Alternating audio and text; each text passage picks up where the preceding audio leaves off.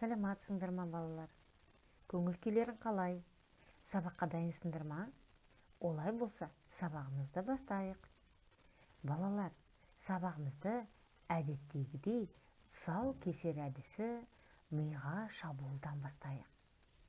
Балалар, қазір мен сендерге біраз сұрақтар қоямын. Ал сендер сол сұраққа жауап бере отырып, өздеріңнің білімдеріңді шыңдай қойыңдар. Сөйлем деген не? Сөйлем нелерден тұрады? Сөйлемнің түрлерін ата. Сөйлем мүшелері дегеніміз не? Бастауыш деген не? Баяндауыш деген не? Тұрлаулы мүшелер деген не? Тұрлаусыз мүшелер деген не? Қане, есімізге түсіріп көрелік.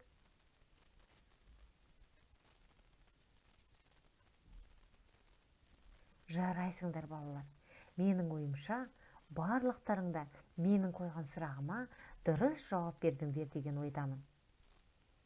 Балалар, ал енді мына бір сөйлемге жақсылап тұрып назар аударып, оқи қояйық. Қане, ұшақ қонды. Қандай сөйлем, балалар? Жарайсыңдар. Хабарлы сөйлем. Хабарлы сөйлемнің соңына қандай тыныс белгі қойылып тұр? Жарайсыңдар, балалар. Нүкте. Балалар, ал енді осы сөйлемді сөйлем мүшелеріне талдап жіберейікші. Қане, ең алдымен баяндауышты табамыз. Қане, сұрақ қояйық. Не істеді? Дұрыс айтасыңдар. Қонды, баяндауыш. Ал енді бастауышты табайық. Не қонды? Ұшақ қонды. Жарайсыңдар. Балалар, жақсылап назар аударыңдар. Бастауыш пен баяндауыштан құралған сөйлемді жалаң сөйлем дейміз. Ал енді келесі сөйлемге жақсылап назар аударып қарай қой. Қане оқиық. Ұшақ әуежайға қонды. Жарайсыңдар. Бұл да хабарлы сөйлем. Тамаша. Ал енді жақсылап назар аударып қарайық. Бұл сөйлемде неше сөз бар? Өте жақсы. 3 сөз бар екен. Балалар, ал енді осы сөйлемді де сөйлем мүшелеріне талдап көрелік. Қане, алдымен баяндауышты табайық. Сұрақ қояйық. Қайтты? Қонды. Тамаша. Баяндауыш. Ал енді бастауышты табалық. Не қонды? Ұшақ қонды. Жарайсыңдар. Ал енді, балалар, әуежайға деген сөзге сұрақ қойып көріңдерші. Қайда? Өте жақсы. Балалар, әуежайға деген сөз бұл тұрлаусыз мүше. Ал енді, балалар, егер де бастауыш пен баяндауыштан басқа сөйлемде тұрлаусыз мүше болатын болса, ол жайылма сөйлем деп аталады, балалар. Балалар, олай болса бүгінгі біздің сабағымыздың тақырыбы жалаң және жайылма сөйлем. Сабағымыздың мақсаты жалаң және жайылма сөйлем туралы ұғымды білесіңдер. Жалаң сөйлем мен жайылма сөйлемді бір-бірінен ажыратып, сөйлемде атқаратын қызметіне түсінік бере алатын боласыңдар. Балалар, сөйлемде бастауыш пен баяндауыш қана болатын болса, ол жалаң сөйлем деп аталады. Естеріңде сақтап алыңдар. Ал бастауыш пен баяндауыштан басқа сөйлемде тағы да тұрлаусыз мүшелер болатын болса, оны жайылма сөйлем деп атаймыз. Тұрлаусыз мүшелердің сұрақтары, балалар, қандай, неге, қайда, қашан, кімге? Балалар, жақсылап, мұқият естеріңде сақтап алыңдар. Жалаң сөйлем тұрлаусыз мүшелер болмай, тек бастауыш пен баяндауыштан құралған сөйлем. Ал жайылма сөйлем тұрлаулы мүшелерімен қатар тұрлаусыз мүшелерде бар сөйлем. Балалар, мына бір сөйлемдерге жақсылап тұрып назар аударып қараңыздаршы. Осы сөйлемдердің ішінен жалаң сөйлемді және жайылма сөйлемді сәйкестендірейік. Жалаң сөйлемді тауып алайықшы. Кәне, қайсы? Өте жақсы. Күн жылынды. Тағы да жалаң сөйлем бар ма екен? Жарайсыңдар. Бау байланды. Тамаша. Ал жайылма сөйлемдер қайсысы екен?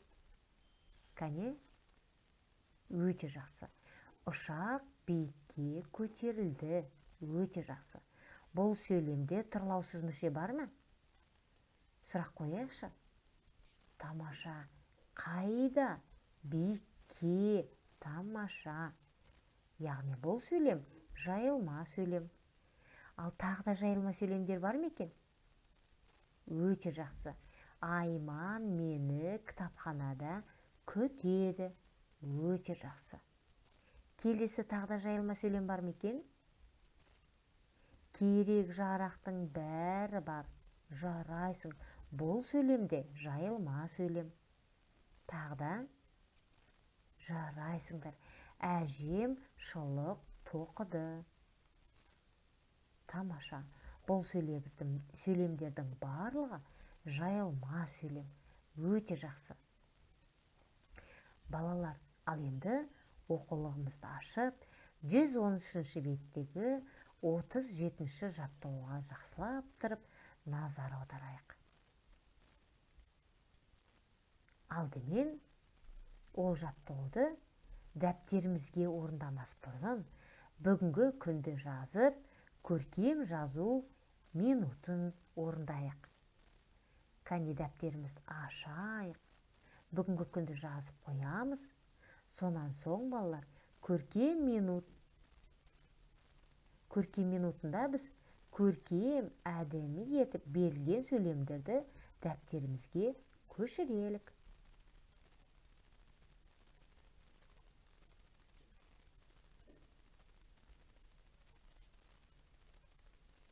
Орындадық па? Жарайсыңдар. Менің ойымша барлықтарыңда берілген сөйлемді көркем етіп дәптерлеріне жаздыңдар деген ойдамын. Ал енді оқулықтағы 113-ші беттегі 37-ші жаттығуды дәптерімізге орындайық.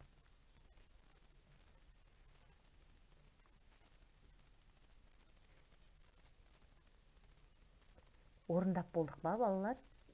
Ал олай болса, орындап болсаңдар, берілген суретке назар аударыңдар. Осы суреттер бойынша жылдам сөйлем құрап жіберейік. Қане? Кім жылдам ойланып сөйлем құрайды екен? Өте жақсы. Барлықтарыңда берілген тапсырманы жақсы орындадыңдар деген ойдамын.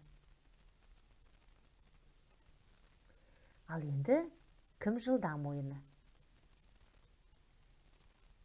Балалар, кәне? Тыс тазартатын құралдар. Ол не нәрсе? Дұрыс айтасыңдар. Ол щетка. Ол судан қорқады, одан кір қорқады. Ол не нәрсе? Дұрыс айтасыңдар. Сабын. Денені шынықтыратын, денсаулыққа әсері мол сабақ. Ол дене тәрбиесі. Өте жақсы, тамаша. Ал енді балалар, сабақтың соңында мынандай семантикалық картаға назар аударыңдар. Осы семантикалық картаны жақсылап тұрып, мұқият қарай отырып, сабағымызды бекітеміз. Сөйлемдерді оқып, қайсы жалаң сөйлем, қайсы жайылма сөйлем екенін белгілей қояйық.